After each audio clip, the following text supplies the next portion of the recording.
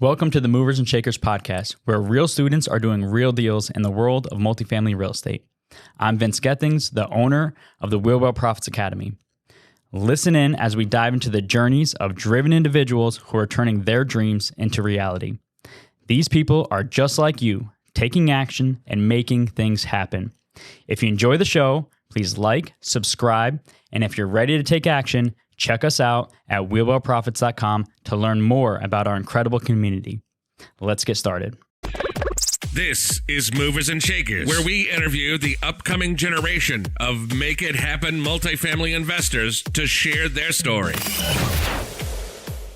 Welcome to the Movers and Shakers podcast. My name is Gino Barbaro, co-founder of Jake and Gino, multifamily investor, educator, father, mentor, and I am joined by my co-host, my brosif, Joshua Ryan Rusin. Mr. Rusin, how are you doing this morning? Gino, doing well. Super excited to be down here in Florida, staying with you and the family, and also excited about as we're growing and scaling, building a business, right? So creating a system, operating a system, and then delegating it.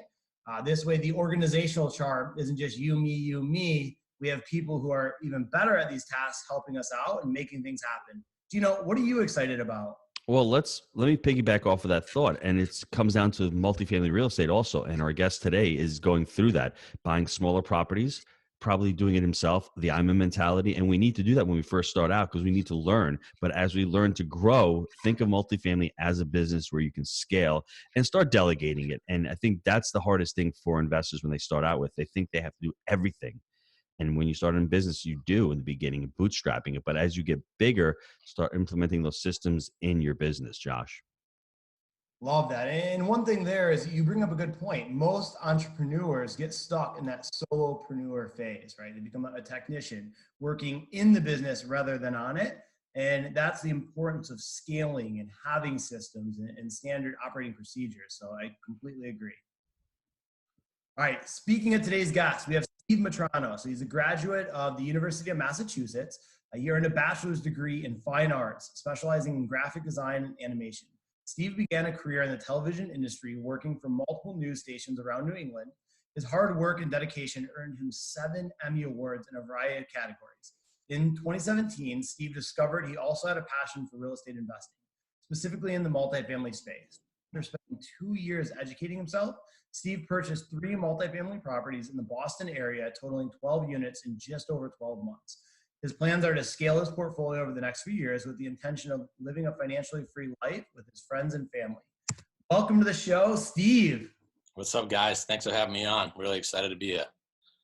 Yeah, so Steve, let's back it up a little bit. So you go into graphic arts and design and animation. How did it land you into the TV world? So I actually got pretty lucky there. I had a roommate in college who, my best friend from home ended up being my roommate. And he happened to be dating a girl whose mother worked at a TV station in Providence, Rhode Island. So he was also a design major, and he got a job working there after he graduated. And luckily, a year later, my senior year, he asked me if I wanted a job, and I was like, yeah, sure. And then when he told me the hours, it was Thursday night, Friday night, Saturday night, Sunday night till I think it was 3 p.m. to midnight. And as you know, in college, I mean, those are the party nights. So I really had to think about it. But, I sucked it up. I did it. And, it was obviously the best decision I ever made, sacrificing those nights because, I was one of the only kids in my graduating class that had a design job and that was making money. All my roommates were poor, and so it was definitely worth it. So Josh, Mr. Mitrano's got a vowel last name. He ends in O, like Gino, right? And Barbaro. We have a lot of similarities and I really want to dive into, his background because he has immigrant parents. They are in multifamily. And they have a lot of limiting beliefs like my parents did. So Steve, let's dive into, your parents, your background, why real estate, and how you want to differentiate yourselves from what your parents are doing in the real estate space. Yeah, so both of my parents came here with nothing. They came here when they were teenagers. My mother's one of 12. My father's one of 9. So 2 huge families coming over from Italy. My father and his brothers, they try to think of something that they could do that people would always need in life. So they all became hairdressers, right? So they opened a salon. I think all 9 of them got their hairdresser license. But they all became hairdressers. They opened a salon. They opened a couple of salons. And after a few years, maybe it wasn't enough. I don't know. So they started buying properties. I don't know where they learned it from, but they just over the years just kept buying more and more and more, and multifamily, retail, whatever it was. I was introduced to it at a very young age. I remember on the weekends, most kids were going to amusement parks, going to the zoo. My parents were my father was taking us to apartments while he fixed things. I'm in these strangers' apartments. I have no idea what the hell I'm doing. Me and my sister are running around touching everyone's stuff. And he's like, no, don't touch that. My mother's there cleaning the place, So we just, at a very young age, I was introduced to it. And I didn't know what it was or how powerful it was, because it was just never explained to us.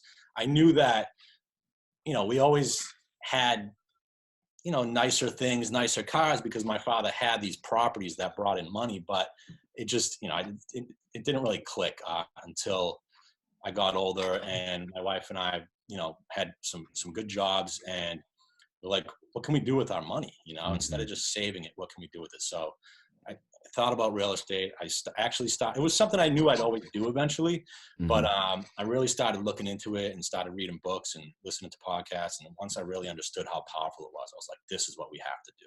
There's just no other way. Steve, let's talk about that. You mentioned, saving your way to wealth. Talk to me a little bit about what you saw the advantages of investing your way to wealth and growing your income rather than trying to save every penny and get there. Yeah. So, like I said, my wife and I both have great jobs, but neither one of us are going to be CEOs of companies. It's neither one of us even want to do that. Our jobs are demanding enough and stressful enough that, it's great when you get paid, but now that we both, now that we have kids, it's everything changed.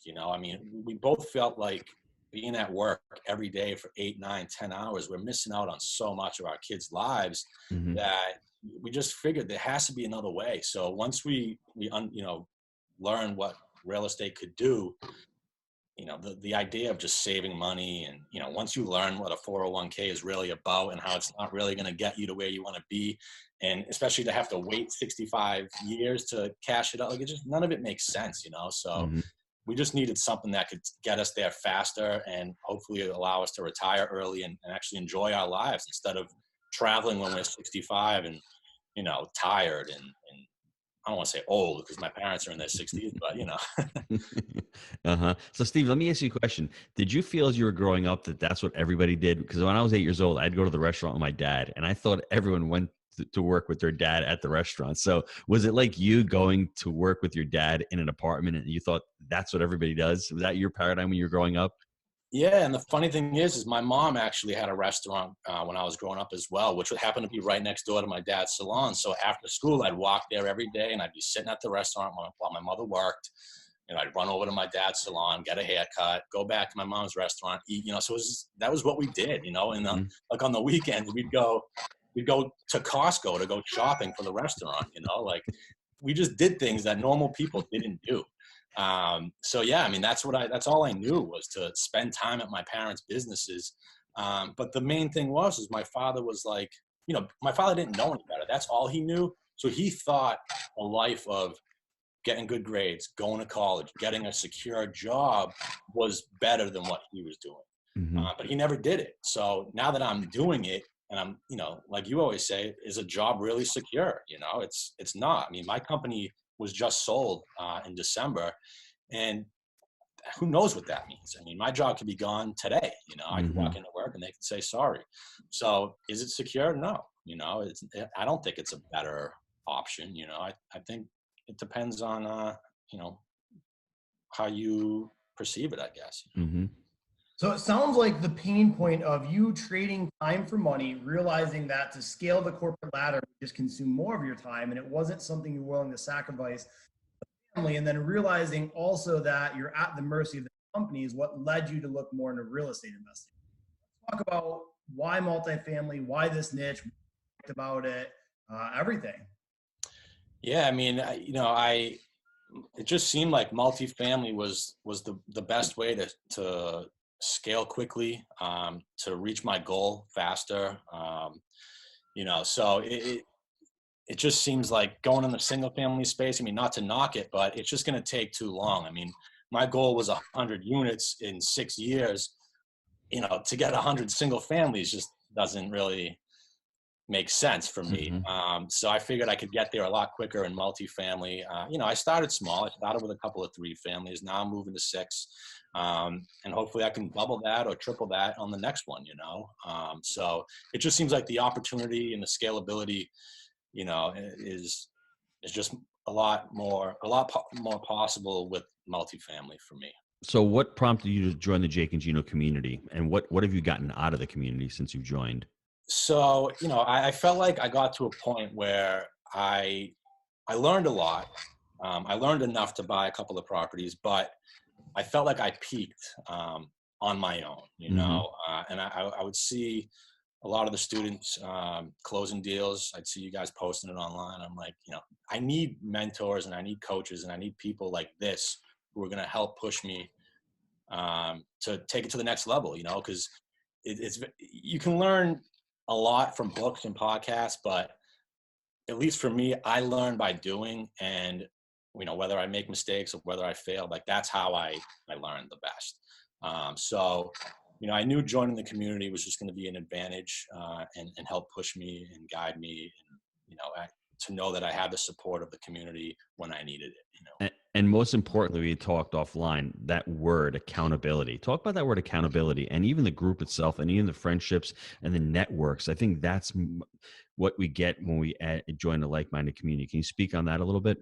Yeah. So I mean, I'm the definition of an introvert. I don't network. I don't talk to people. And so when I started learning about real estate and realizing that, it is mostly about networking and who you know and who you meet, I felt like I had to put myself in these uncomfortable situations in order to grow. And so, I went to the Multifamily Mastery 3 in Orlando in October, and I purposely went by myself because I knew if I went with friends, I was just going to cling to my friends and not meet new people. So I went by myself. I met a bunch of great guys from the community, and continued to talk to them after the conference. Went down to the Buy Right boot camp in January, made it a point to go with them or meet them there, and continue to just build a relationship with them. And now we're all traveling to Cincinnati and Kentucky this weekend. So to go look at some properties and talk to some brokers and property managers and just kind of check out the market and see if there's anything there worth pursuing. So what would you recommend to people that are on the fence saying, you know what, I could probably go on my own because I'm an introvert like you. I would actually call ourselves ambiverts, because it sounds like you're not an extrovert, you're not an introvert. When you need to make it happen, you make it happen. So what would you recommend to people starting in multifamily? If they want to get into multifamily, where would you tell them to start? Because obviously you had a base, but you weren't happy with that base. There's a lot of people out there that have no idea how to get into multifamily. So what would you recommend to them? You just got to do it. You have to just suck it up. You have to commit. You have to realize that, failing's not the worst thing in the world. At the end of the day, you're talking about money, and money. Yeah, it's great to have money, but if you go into a deal and it ends up not working out, and it's not the end of the world. Mm-hmm. You can always make more money. I agree with that. Try again.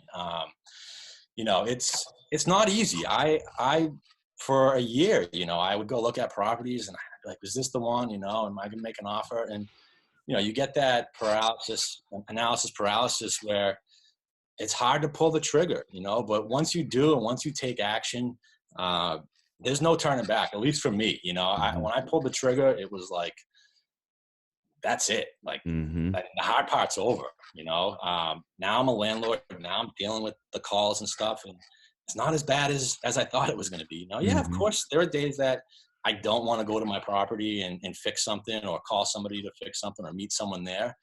But when you look at the amount of calls you get versus the times you don't, you know what I mean? And if it's like Mm-hmm. 2-3 calls a month and you're going 27 days with no calls, I mean, I just made a lot of money in those 27 days that those 3 days were nothing, you know? Mm-hmm. So, I mean, I don't know. It's not about the money, but it's a business. So at the end of the day, it is about the numbers. And, you know, so. I like that. So let's talk about that first deal because it's important because it's a big deal.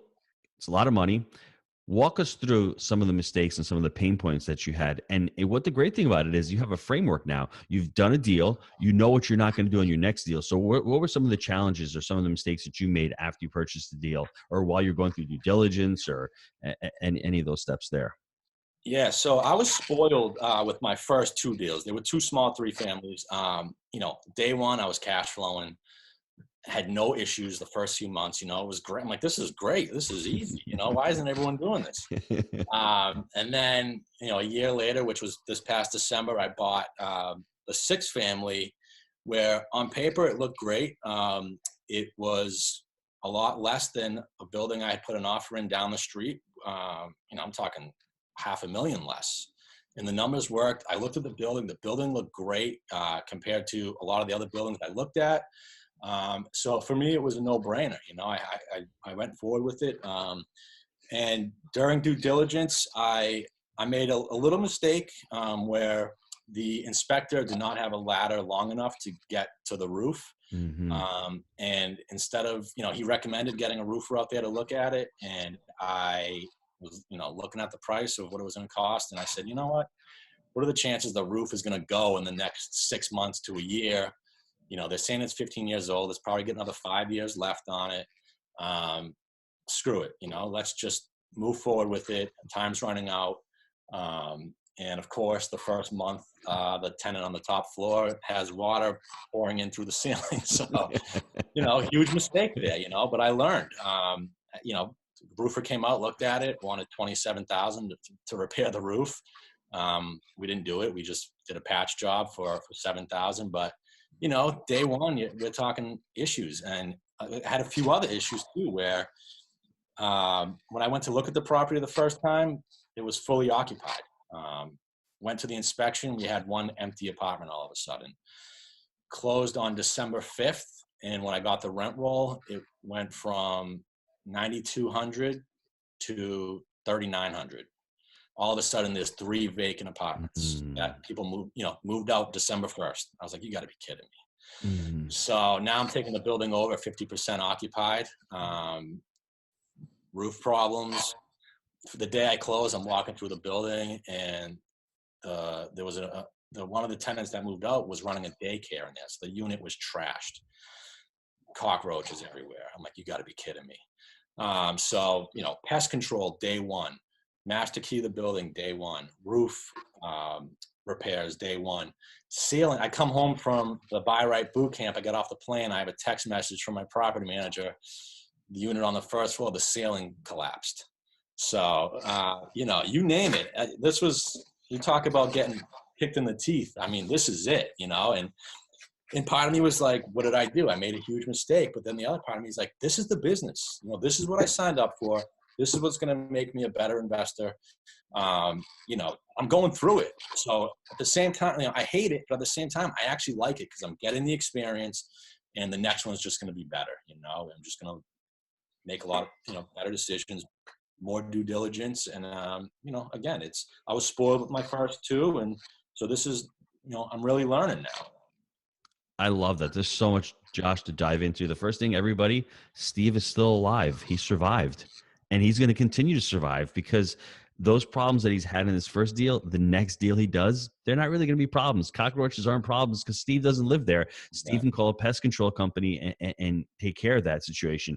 Now, on the leases, everybody, that's a challenging one because what you need to do is you need to do a lease audit, right? And you need to really look at all the leases and see how long they're. If they're month to month, there is more risk on that, right? Sometimes you want the month to month because if you're going to do a value add, they're out next month. You can dive in there and start doing all the repair work. So that might be an advantage.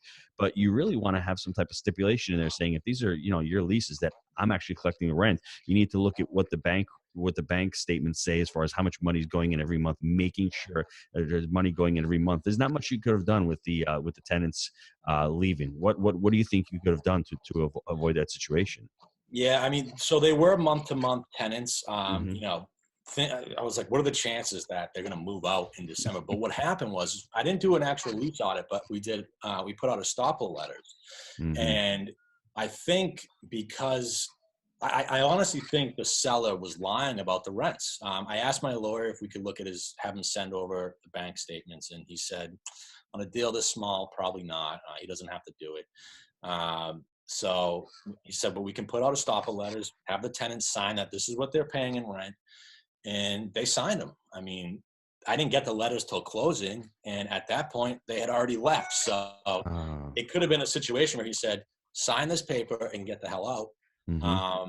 Or, I don't know. I don't know what the situation was, but the way I look at it is, I'm kind of glad this happened because I am now able to turn the units around, raise the rents, and really start stabilizing this property the way I want to. I love that. And at the same time, it's December 1st, people move out. I close December 5th. We're going into the holidays. No one's Mhm. moving.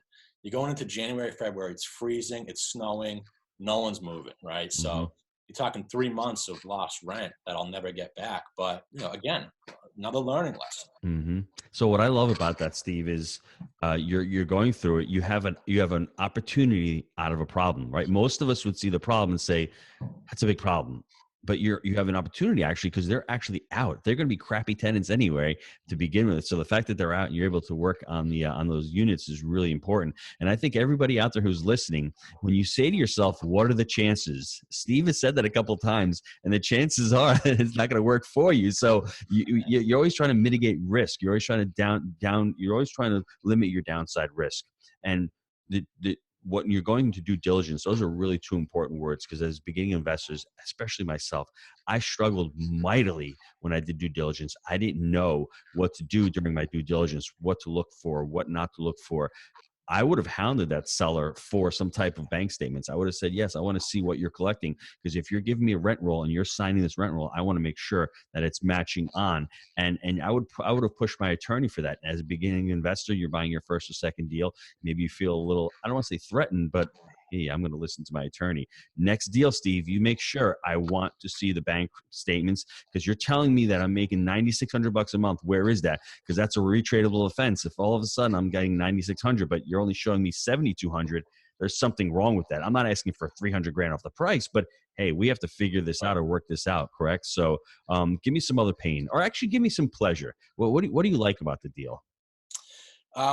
So it's in an up and coming area. Mm-hmm. So it's right.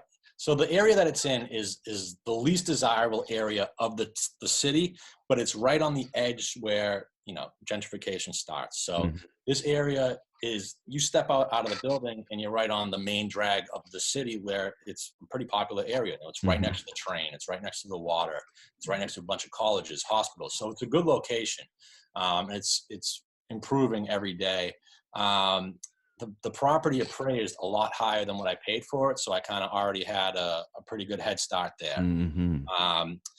I ended up filling 2 of the units by February and the beginning of March. So I had that one vacant apartment left, which was the daycare, which was trash. So that is actually, I think, has 1 more week left of renovations. We turned the unit over, but we had to put a lot of money into it because it was trashed. Mm-hmm. New floors, new paint, new kitchen, pretty much new bathroom, new everything, because Mm-hmm. you couldn't rent it the way it was. Even if you just cleaned it, it needed a full rehab. So Mm-hmm.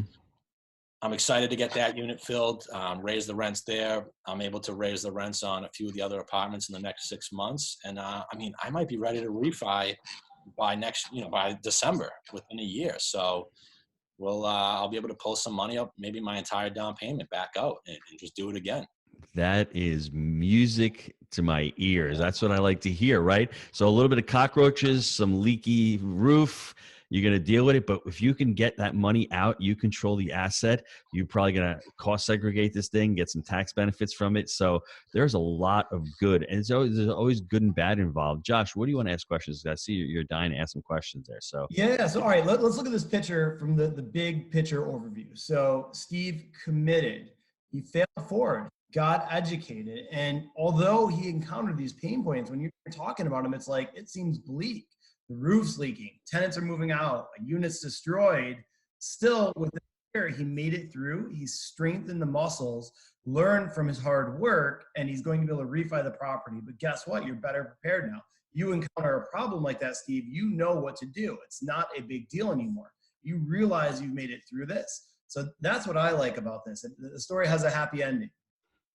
that's great. Let's take a quick time out to hear from our sponsors. Gino and I are super excited to tell you about the audiobook version of The Honeybee, which was recently released. The Honeybee tells the story of Noah, a disappointed, disaffected salesman who feels like his life is going nowhere until the day he has a chance encounter with a man named Tom Barnum, the beekeeper. In his charming, down-home way, Tom, the bee man, teaches Noah and his wife Emma how to grow their personal wealth using the lessons he learned from his beekeeping passion. In the audio version, Gino and I sat down for an exclusive interview after each chapter where we elaborate on the stings we felt throughout the business, the importance of scaling up, and how we've been able to create multiple streams of revenue. For more information and to get your copy of the audiobook, visit jakeandgino.com/honeybee.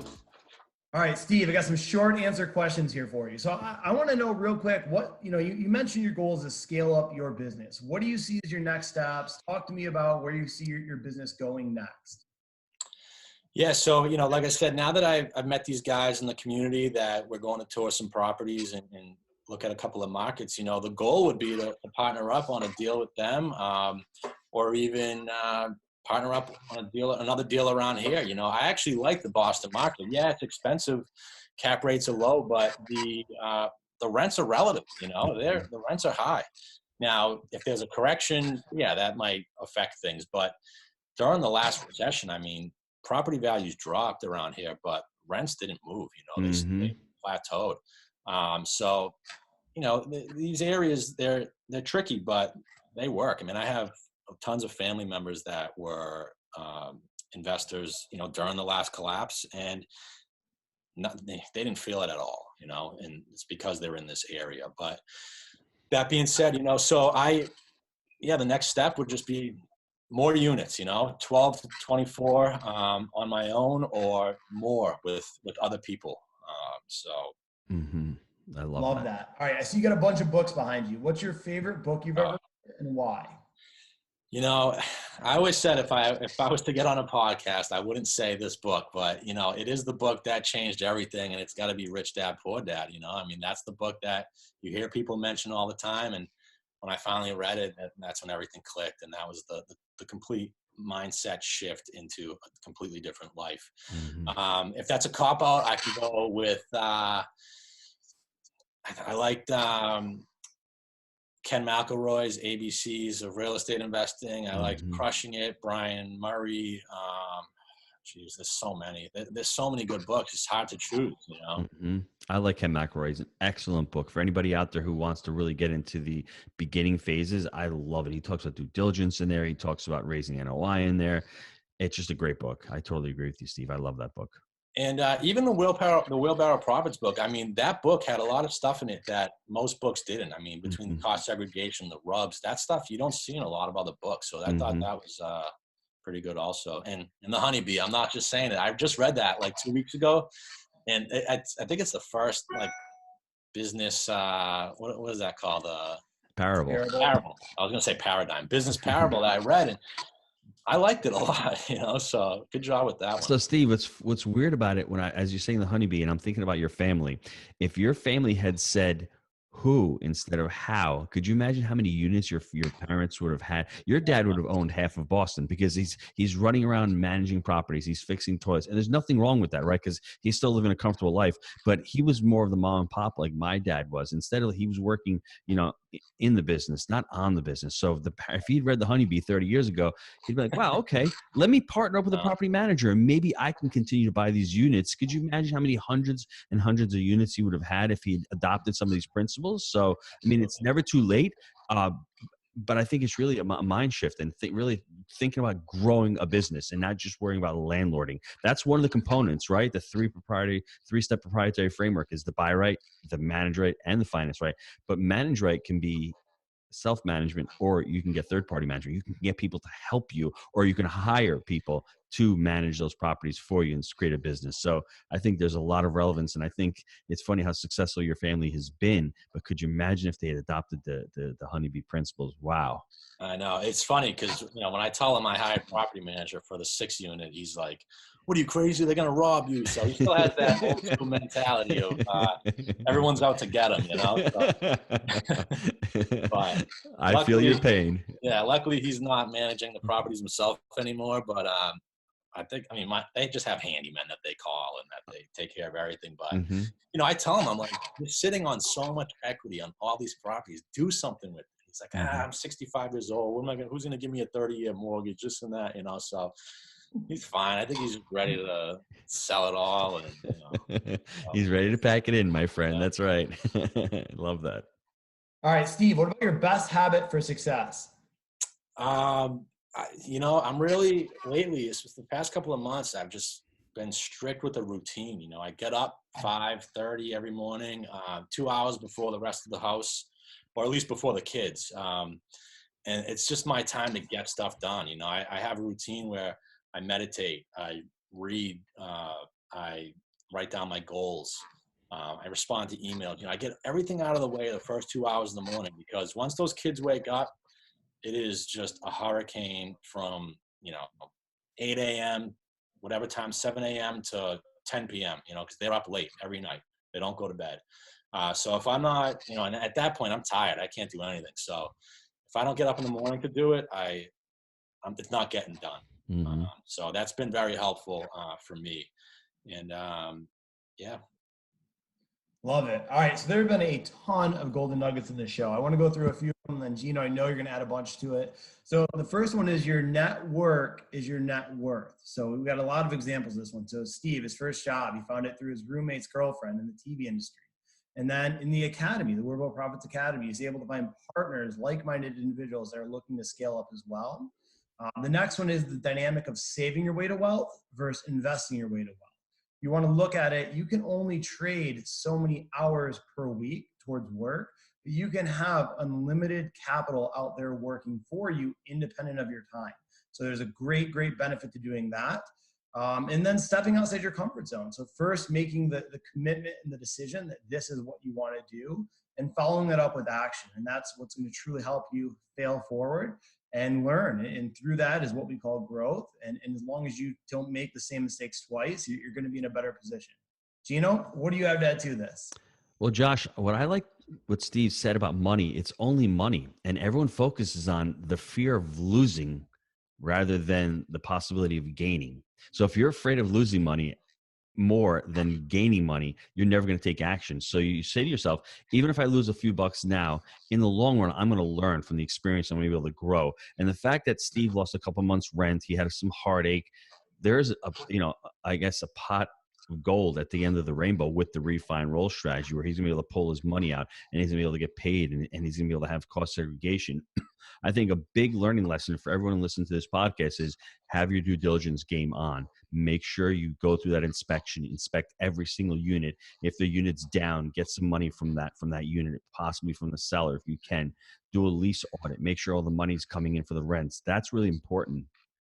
And ultimately, I see that Steve writes his goals. Focus on your goals. Focus on what you want. And then obviously get out of your comfort zone and start and continue to grow with your life. I love that. Steve, anything else to add to it? Yeah, just, you just got to commit. People in the whether they're in the community or just getting started in real estate now, just make a commitment, take action. I promise it's not so scary. If I can do it, anybody can do it, and you hear people say that all the time, but I was a terrible student in school. I failed out of my first college. I have no business being a real estate investor, but I pulled through and I'm making it happen. So, like I said, if I can do it, so can you. Steve, how can the listeners get a hold of you? You can email me at smitrano@gmail.com. You can find me on Instagram at Steve Mitrano or on Facebook, Steve Mitrano. That's Mitrano, Mitrano, Mitrano. Good Italian name. Like it. All right, Steve, I want to thank you for being an amazing guest on Movers and Shakers and sharing your story. Now, if you want to be the next Movers and Shakers guest, email me, josh@jakeandgino.com. And if you love the show, please give us a review. And until next time, let's make it a Movers and Shakers week. See you, everybody. Thanks, Steve. Take care, everybody. Thanks, guys. Have a good one.